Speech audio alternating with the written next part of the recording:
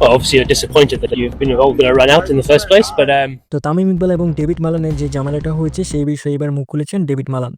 এবারে বিপিএল এ ফরচুন বরিশালের অধিনায়ক তামিম ইকবালের মেজাজ হারানোর দৃশ্য বেশ কয়েকবার দেখা গেছে। সবশেষে নিজের দলেরই সতীর্থ ডেভিড মালানের প্রতি ক্ষোভ যাতে দেখা যায়।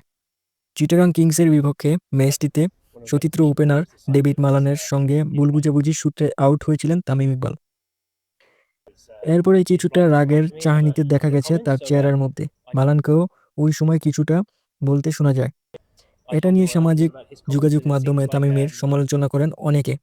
তবে তামিম বলেছেন ঘটনা আসলে ভিন্ন, বরং তাদের মধ্যে নাকি কোনো কিছুই ঘটেনি, সেটা স্ট্যাটাসের মাধ্যমে তামিম ইকবাল জানিয়ে দেন। এবং অন্যদিকে মালান নিজেও জানালেন তামিম ইকবালের সাথে কি হয়েছিল মাঠে। চট্টগ্রামে আজ গণমাধ্যমের মুখোমুখি হয়ে মালান বলেন যে এটা একদমই গুজব এবং মিথ্যা মিথ্যা ঘটনা। তামিম একটা কথাও বলেনি।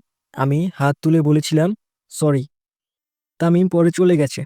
আমি পরে বিপক্ষ দলের অন্য প্লেয়ারের সাথে কথা বলছিলাম।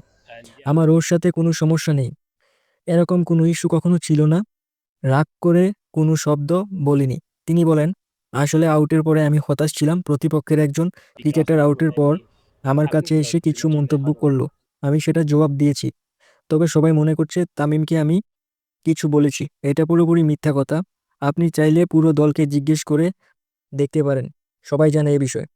এদিকে ফেসবুক স্ট্যাটাসের মাধ্যমে তামিম ইকবাল বলেছিল মাঠে দুই ব্যাটসম্যানের ভুল বুঝাবুঝি হতেই পারে।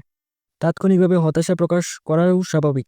আমি আউট হওয়ার পরই মালান হাতের ইশারায় সরি বলেছে। আমি সেদিকে তাকিয়ে মাঠের বাইরে চলে যাই। তার সঙ্গে কোনো কথাই হয়নি। কাছে থাকা প্রতিপক্ষ একজন ফিল্ডার তখন মালানকে একটা কিছু কথা বলেছিল। তার ভালো লাগেনি। মালান সেই ফিল্ডারকে জবাব দিচ্ছিল।